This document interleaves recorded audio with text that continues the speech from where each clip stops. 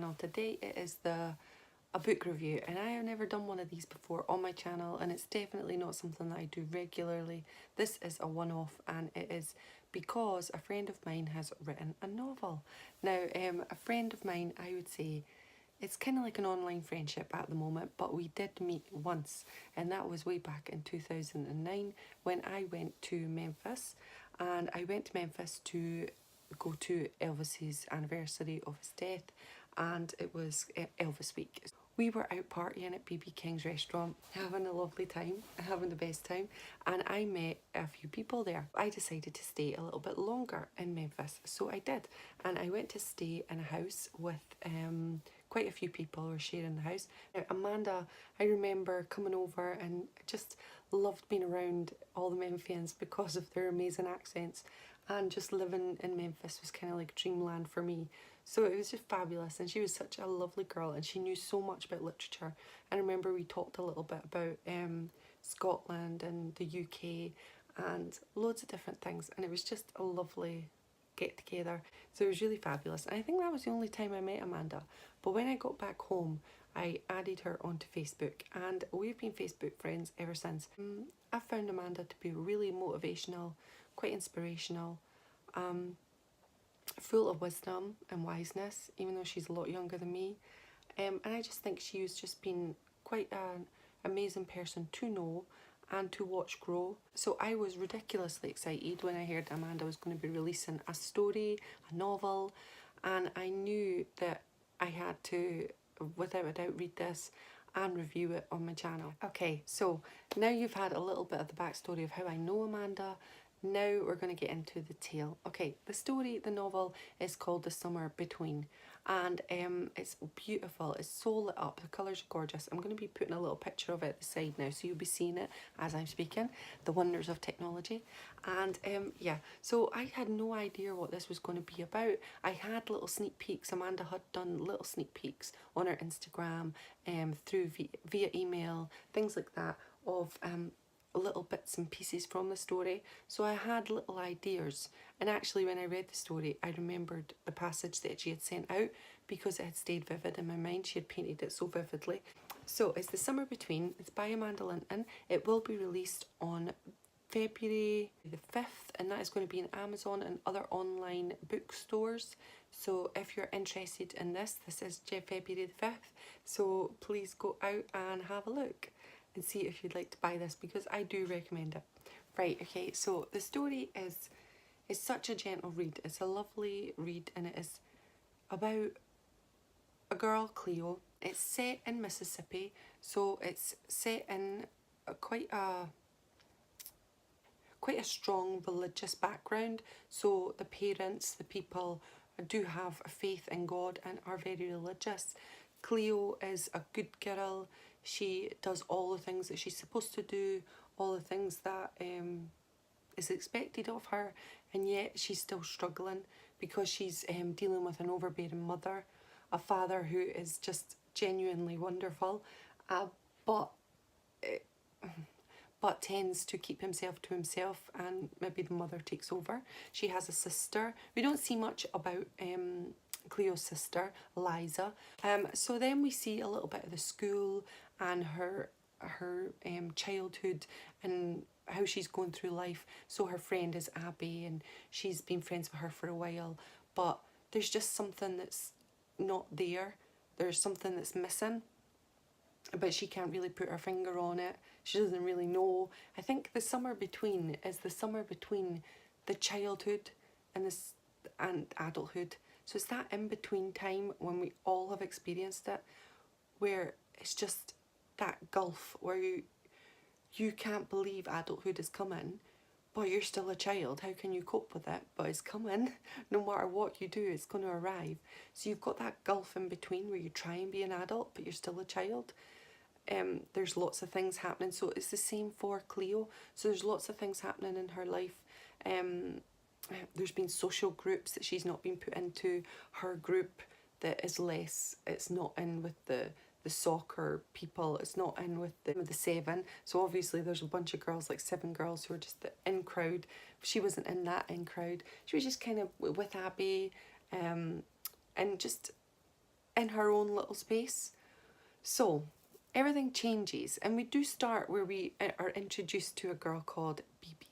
Now, her name is spelled, and I'm going to put it at the side. Now, that is a name that I am not aware of. I've never heard of that name before. And in actual fact, in the book, BB actually has to say it, pronounce it, and actually Cleo says, I think she's been doing this for her whole life. It sounded like she'd been doing it for her whole life. So I might have been one of those people who'd met her and went, yeah, I don't know how to say her name. So yeah, she pronounced it and spelt it in the book. So it's B-E-B-E. Now, at first I was kind of toying with Beb, but then it can't be Beb. So I think Bibi, and in French, that is French for baby. And then when I after reading the book, when I thought of that, I was just like, and I am quite emotional because I've just finished reading it, so I am a little bit emotional about it because Bibi is such a wonderful character in the book, and I fell in love with Cleo because she's just a wonderful person, and she seemed more like me. I could take myself as her, where you're not in a group, you're not in that social place, but you want to be, but then you don't want to be as well, because you're just a bit different. But then you meet this friend that's just so, and this is BB, is so alive and so amazing and so full of character and life that you don't even know how your life would be without that person in it, or that your life even existed before that person came into your life.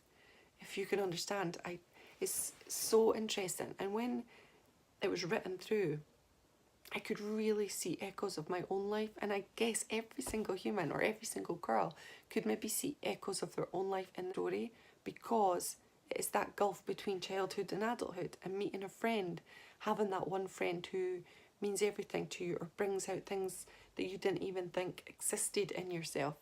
It's just a lovely friendship that develops, and we see it early on where we see that BB and Cleo meet in a church, in Sunday school or things like that, and they're friends, they're acquaintances, so they know each other.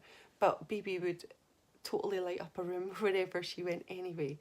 And then we see it goes fast forwards into school, and suddenly there's a new girl in school.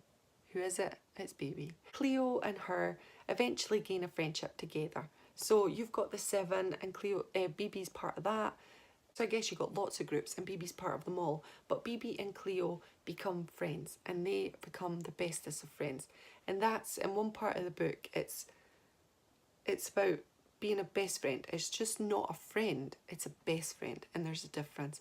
And that just rang true to me, because I had a best friend, and I still have a best friend, who we had that kind of friendship in school, where it's like you have that best friend, and you can't even categorise it. It is a best friend, it's different. I think it's BB that says, boys will come and go, but best friends will always be. It was something like that, because something had happened. Cleo got the worst date in the world. It's official. He was a creep, and BB was there to console her. So we get to go through all the little bits like that, and it's kind of like school life. So you get to know them together. You get to know Cleo's other friend Abby, who's a little bit jealous, a big bit jealous, causes a few problems for BB, unfortunately. But in some ways it just brings the closer bond to Cleo and BB, so they become a little bit closer together. We also find out a little bit more about BB, that she's been suffering. I won't tell everything, because then you're not going to enjoy it. But BB has a past, and has certain things that's happened to her in her past, and has certain things that she has to cope with, for her future is uncertain. So I think because of that, BB's more alive and fresh and available to the world, because her life is not set in stone, and she has to enjoy the present rather than thinking about the future or the past. And I love that about her character, and she definitely is larger than life character. And there's one beautiful part in the book where they're sitting together under the stars, and I get emotional thinking about it, and they have like a discussion about God, and if there is a God, and there's it's just lovely. There's lots of little bits in there, all about existence, where we've come from, what's our purpose, kind of like fighting for who we are as people, why are we here? This kind of question. Wonderful part of the book is we get to know their friendship developing and deepening, and their quest and their search. Because as you're leaving your childhood behind and you're starting to go into this adult life, that's when suddenly, and I think Cleo says it at the end, last year I wasn't thinking about death. Now, all these questions. And it's kind of like, yeah, that's what happens in life for sure. They then go off on summer trips, and we get to see them being a little bit naughty, doing little things. Cleo being a little bit more naughty, trying to escape her mother who's a little bit overbearing and being a real annoyance. But for reasons of, now I'm a parent, I know why.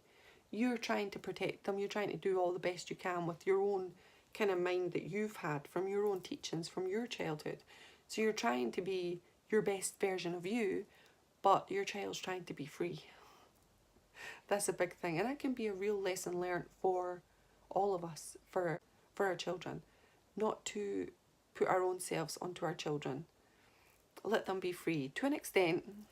Let them have riskiness, because that's how they're going to develop and be people. So yeah, I got all of that from that, and I thought that was fabulous. There is an element of sadness in the book, and I won't divulge into it because it's going to be something that you might want to read. But there is sadness that happens, but it's a tale where we're following Cleo. She is developing, she's becoming an adult, and all with a little assistance from Baby in every way that she can help. And I just think it was a wonderful read. I think it was really easy going. It definitely mirrored my summer between, definitely. And there's a little bit in there about a dragonfly, a blue dragonfly, and it's just, you can hear my voice quivering a little bit because I've just read the story. And the little blue dragonfly visits Cleo. The way the way Amanda writes it, that dragonfly is visiting her, and it just put me in mind of my dad, and that we're truly, even in death, people are everywhere still. And it might just be that dragonfly that comes and visits you that one day. It might just be that feather that plops down beside you. It might just be the time where you smell that perfume and it smells like the person that you love the most. And so, yeah, there is a little bit of sadness, but there's so much more hope and how to get through grief. So I hope I haven't spoiled the story. I have hopefully just given you a little bit of a taste of what is in store for you if you go and buy this book. I just think it's wonderful, and I think it's great to support an author, a new author with their first ever book, and there will be another one. There is another book coming in the summer of 2019 this year. I'm sure it's the summer. I do 100% recommend this book. I think it was a wonderful read. It was really gentle, it was lovely, and as I said, it mirrors real life. There's twists and turns in it, there's sadness, but there's also hope, and there's also ways in which we can build our own little boat. After you've read the story, maybe you'll be able to understand what that meant. Thanks, Amanda. You have done amazing. If you're watching this, you have done amazing, and I am so ridiculously happy to have read this book. I got lots and lots and lots out of this book, and there's some pages that will stay with me forever. I've screenshotted them because your writing was just so beautiful. And yeah, Baby was unbelievable, and what a girl. And if it's like the real girl, then Amanda, wow, she was quite a force to behold. Alright, take care of yourself, and I'll see you on another one. Bye everyone. On my channel, comment below, press the bell button, thumbs up, thank you.